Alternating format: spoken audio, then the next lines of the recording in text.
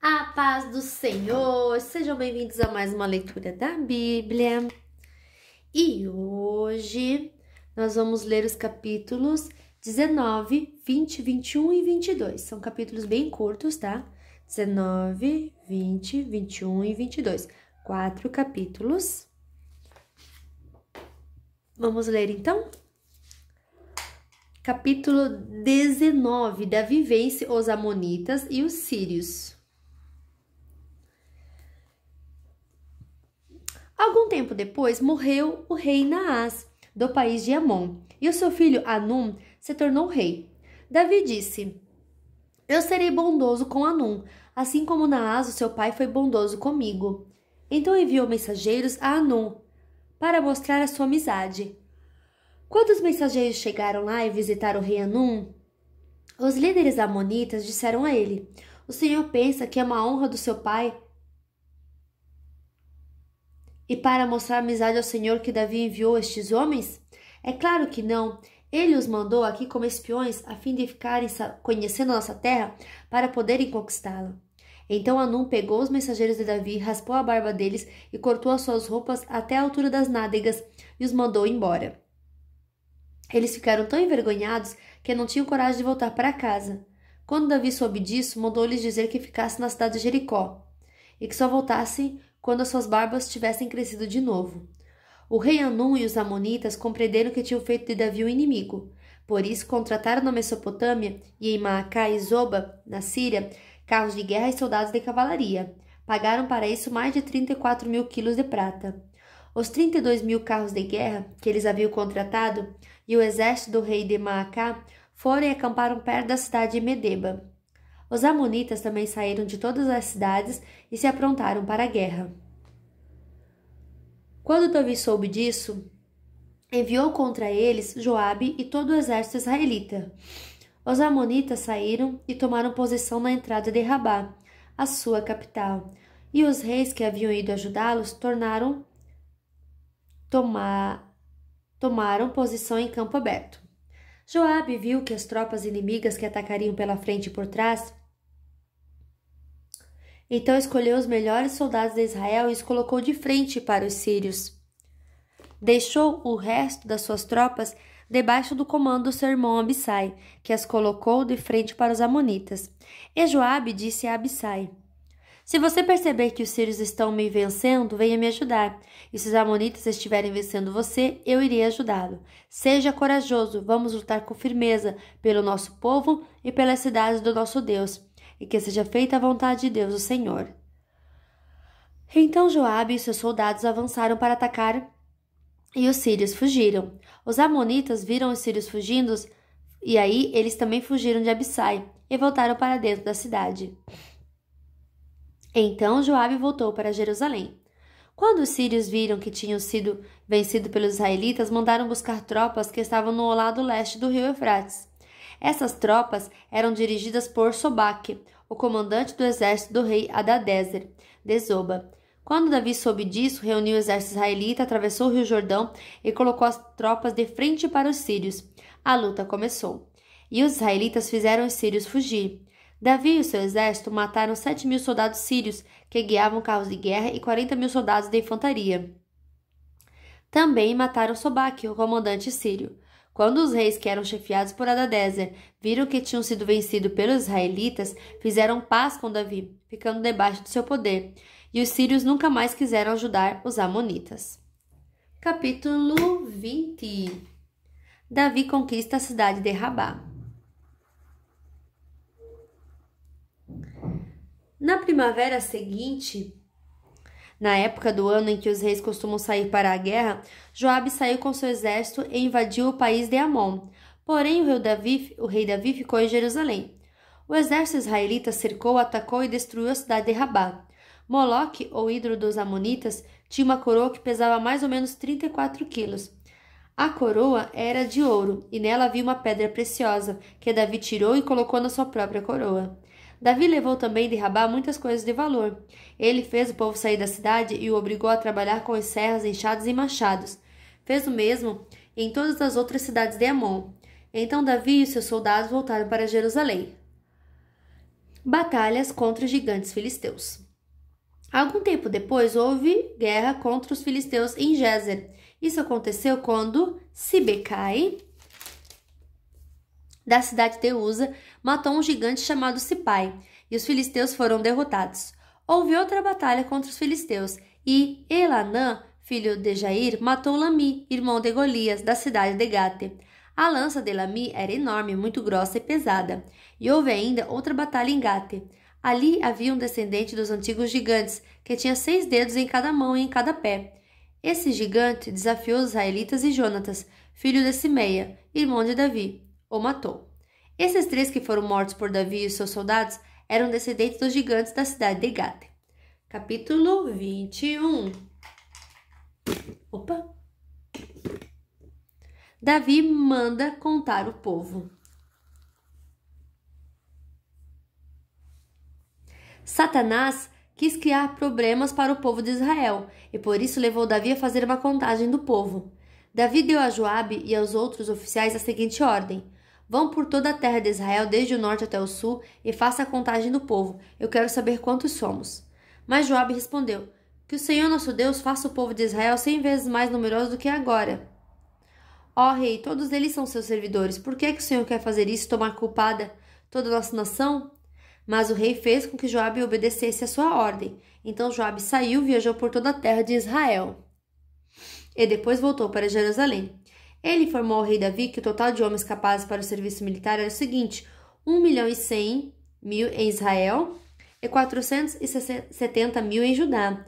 Mas Joabe desaprovava a ordem do rei, e por isso não fez a contagem das tribos de Levi e Benjamim. O que foi feito desagradou a Deus, e por isso ele castigou o povo de Israel. Então Davi disse: ó Deus, eu cometi um pecado terrível quando mandei contar o povo. Por favor, me perdoe-me. O que fiz foi uma loucura. Então o Senhor Deus disse a Gade, o profeta de Davi: vai e diga a Davi que eu dou a ele o direito de escolher uma das 3 coisas. Aquilo que ele escolher eu farei. Gade foi falar com Davi, contou o que o Senhor tinha dito e disse: você pode escolher uma destas 3 coisas. 3 anos de fome, 3 meses fugindo dos exércitos dos seus inimigos, ou 3 dias nos quais o Senhor atacará você com a espada dele, mandando peste para a terra de Israel e usando seu anjo para trazer a morte para todo o país. O que você prefere? Que resposta devo dar a Deus? Davi respondeu: estou desesperado, porém não quero ser castigado por homens, que o próprio Senhor me castigue, porque ele é misericordioso. Então mandou que uma peste caísse sobre o povo de Israel, e morreram 70.000 israelitas. Depois mandou um anjo para destruir a cidade de Jerusalém, mas mudou de ideia e disse ao anjo: pare, já chega. O anjo do Senhor estava perto do terreiro de malhar cereais, que pertencia a Araúna, o jebuseu. Davi olhou e viu o anjo no ar, segurando a sua espada, pronto para destruir Jerusalém. Então Davi e os líderes do povo, todos eles vestindo roupas feitas de pano grosseiro, ajoelharam-se e encostaram o rosto no chão. Aí Davi orou assim: ó Deus, fui eu que errei. Fui eu quem mandou fazer o recenseamento. O que foi que essa pobre gente fez? Ó Senhor meu Deus, castiga a mim e a minha família e poupa o teu povo. Então o anjo do Senhor disse a Gade que mandasse Davi construir um altar para Deus no terreiro de manar cereais que pertencia a Araúna. Davi obedeceu a ordem do Senhor e foi como Gade lhe tinha dito. Ali no terreiro, Araúna e seus 4 filhos estavam malhando trigo. Quando viram o anjo, os filhos fugiram e se esconderam. Ao ver Davi chegando, Araúna saiu do terreiro, ajoelhou-se e encostou o rosto no chão. Então Davi lhe disse: quero que você me venda no seu terreiro de malhar cereais, a fim de que eu construa nele um altar para Deus o Senhor, e assim a peste acabe. Eu pagarei um preço justo por ele.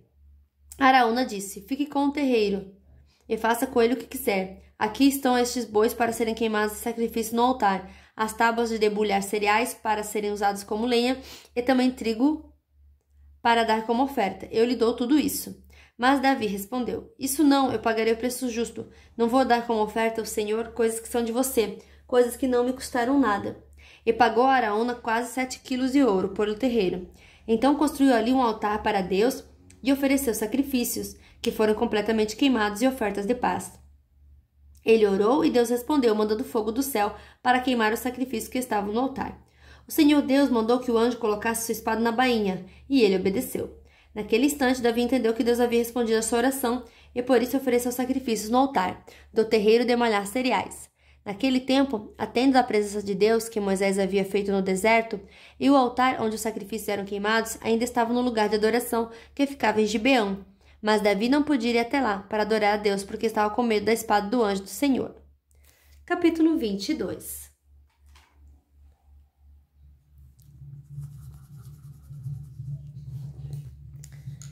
Então Davi disse: Neste lugar será construído o templo de Deus o Senhor. Neste altar o povo de Israel deverá apresentar sacrifícios, que serão completamente queimados. Preparativos para a construção do templo. Davi mandou que fossem reunidos todos os estrangeiros que moravam em Israel e os pôs para trabalhar. Alguns deles preparavam blocos de pedra para a construção do templo. Davi ajuntou uma grande quantidade de ferro para fazer pregos e braçadeiras para os portões de madeira, e ajuntou tanto bronze que não foi possível pesar. E o povo de Tiro e de Sidom lhe mandou uma grande quantidade de toras de cedro. Davi pensou assim: o templo que meu filho Salomão vai construir deverá ser esplêndido e famoso no mundo inteiro, mas ele é jovem sem experiência, por isso eu preciso ajuntar o material necessário para a construção. Por isso, Davi, antes de morrer, ajuntou uma grande quantidade de material. Ele mandou chamar seu filho Salomão e ordenou que ele construísse um templo para o Senhor, o Deus de Israel. Davi disse: Meu filho, eu quis construir um templo em honra do Senhor meu Deus, mas ele disse que eu havia matado muita gente e feito muitas guerras. Portanto, por causa de todo o derramamento de sangue que eu causei, ele não me deixaria construir um templo para ele. Porém, Deus fez uma promessa. Ele disse: Você terá um filho que governará em paz, porque eu farei com que ele viva em paz com todos seus inimigos. O seu nome será Salomão. Porque durante o seu reinado eu darei paz e segurança ao povo de Israel. Ele construirá um templo para mim. Ele será meu filho e eu serei seu pai. Os seus descendentes governarão Israel para sempre. Davi continuou: Agora, meu filho, que o Senhor seu Deus esteja com você para que você consiga construir um templo para ele, conforme ele prometeu que você faria. Que o Senhor seu Deus lhe dê inteligência e sabedoria para que você possa governar o povo de Israel de acordo com a lei dele. Se você obedecer a todas as leis que o Senhor deu a Moisés para o povo de Israel, tudo irá bem para você. Seja forte e corajoso, não desanime, não tenha medo. Quanto ao templo, com muito esforço eu ajuntei mais de 3.400 toneladas de ouro e mais de 34.000 toneladas de prata para serem usadas na construção. Além disso, há uma quantidade tão grande de bronze e ferro que nem dá para contar. Também armazenei madeira e pedras preparadas, mas você deve arranjar mais. Para o serviço, você tem muitos trabalhadores. Há homens para trabalhar nas pedreiras e há carpinteiros e pedreiros.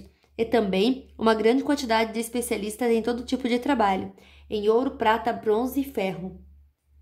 Portanto, mãos à obra, que o Senhor Deus o ajude. Davi colocou a todos os líderes de Israel. Davi ordenou a todos os líderes de Israel que ajudassem Salomão. Ele disse: O Senhor nosso Deus tem estado com vocês e ele tem dado paz por todos os lados. Ele deixou que eu conquistasse todos os povos que moravam nessa terra. E agora eles são dominados por vocês e por Deus. Portanto, sirvam ao Senhor seu Deus com todo o coração e alma. Comecem a construir o templo para que possa colocar nele a arca da aliança do Senhor e os outros objetos usados na sua adoração. E fim nossa leitura de hoje até o capítulo 22. Lemos. Que Deus abençoe você, a sua família e até amanhã. Tchau!